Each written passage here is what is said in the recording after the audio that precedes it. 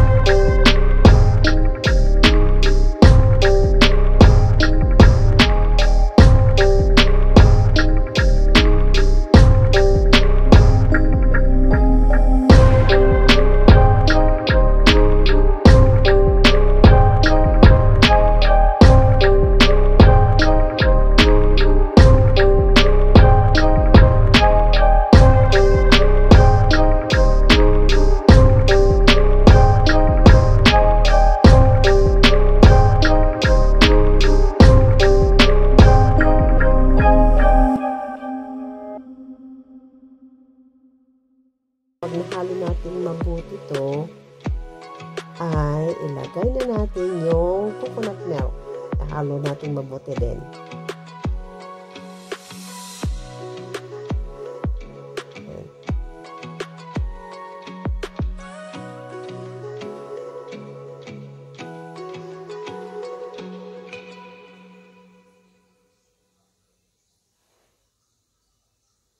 Ayan, iset aside natin yung mga yan at paghalo-haloin natin ang mga dry ingredients.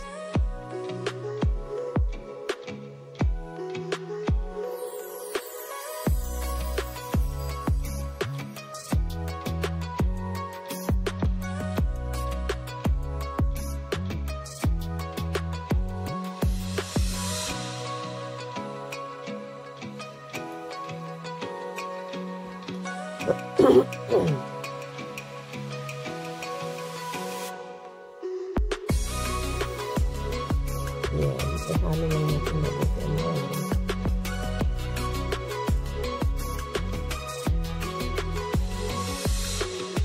Nakalimutan ko pala ilagay yung kape. Yung isang kutsarita. Pero ilalagay din natin.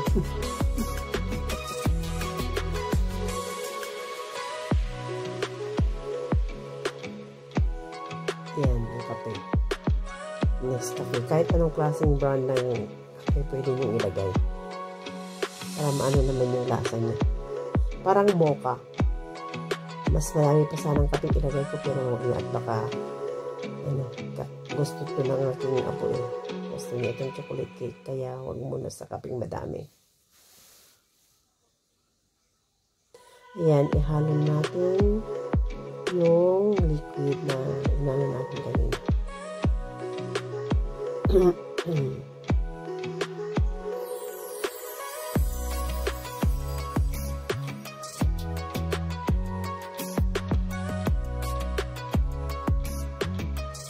Mix it well.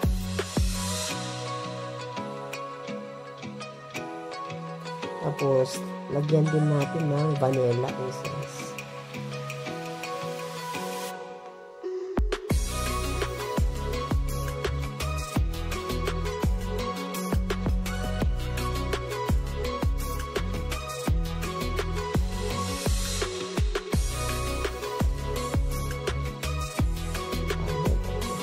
Oh, 1 teaspoon din natin.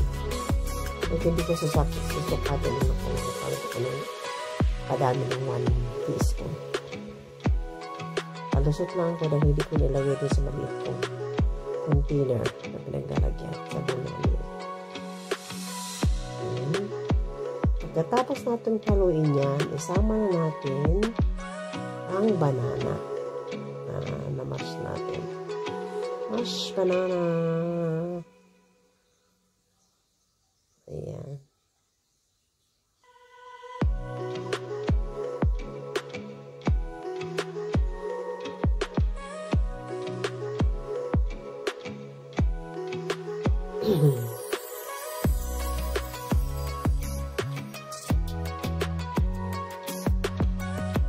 Subukan nyo itong gawin at napakasarap talaga siya. Parang yung nabibili nyo dyan sa ano na talagang moist lang. Ang sarap. Kaya lang nga doon sa nabibili natin sa mga bakery ay mga matatamis yung mga yun. Ito hindi matamis. Hindi siya yung katamtaman lang matamis. Basta ayaw na namin magbigay sa inyo ng recipe na matamis masyado. Yun lang talagang hindi naman matamis na hindi naman hindi masyadong matamis. Hindi ko sabihin. Para hindi tayo magkakaroon ng sakit na diabetes. Sa akin mataas na ang aking sugar. Kaya iwas-iwasan na natin ang pagkain matatamis. Dagdagan pala natin siya ng black chocolate para mas masarap pa lalo. Sinabi kasi ng asawa ko na dadagdagan ko raw ng tsokolate. Gusto niya yung tsokolate na dadagdagan ko. Hindi ko na yata sana lalagyan, pero lagyan mo, sabi.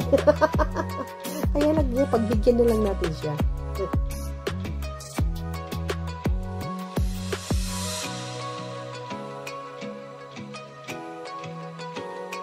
Tapos, haluin.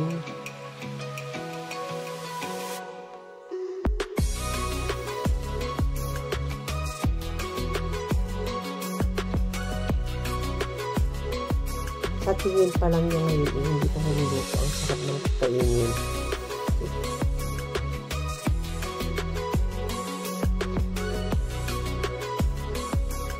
Ngayon, ilagyan natin sa ating baking pan.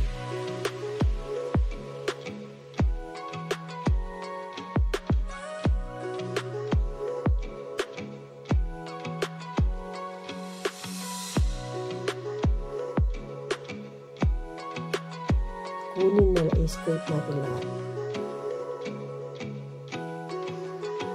Huwag tayo magsasayang. Dahil siya pa.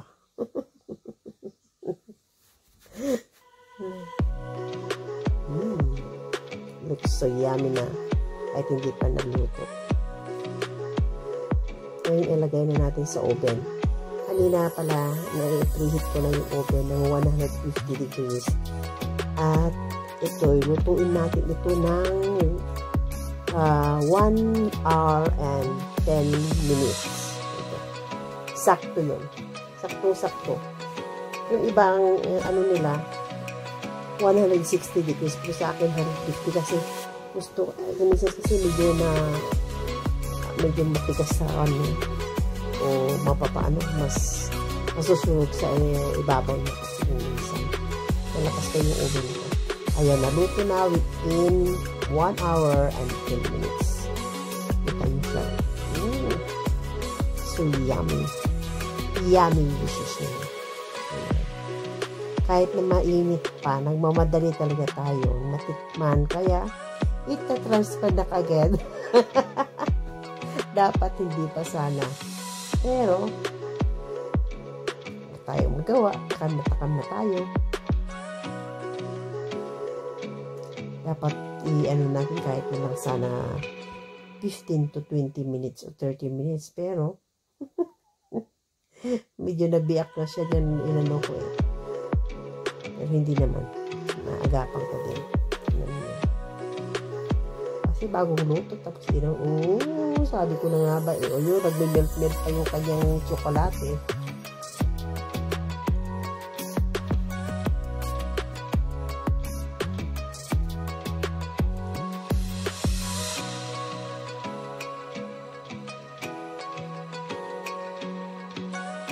Ayan.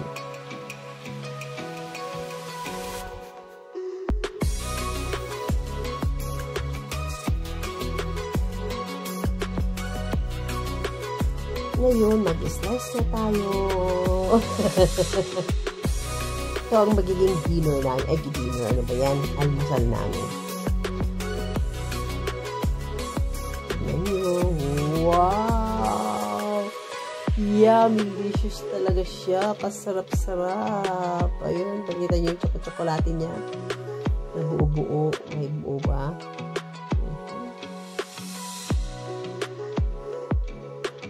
Favorite ni Liam to. Yung apo ko. Chocolate cake or bread.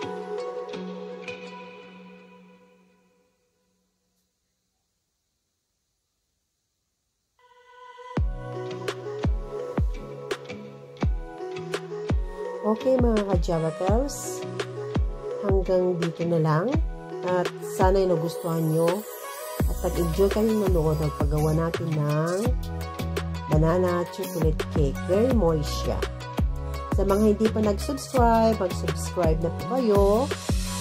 At don't forget to like, share, and subscribe. Love, love. Bye-bye.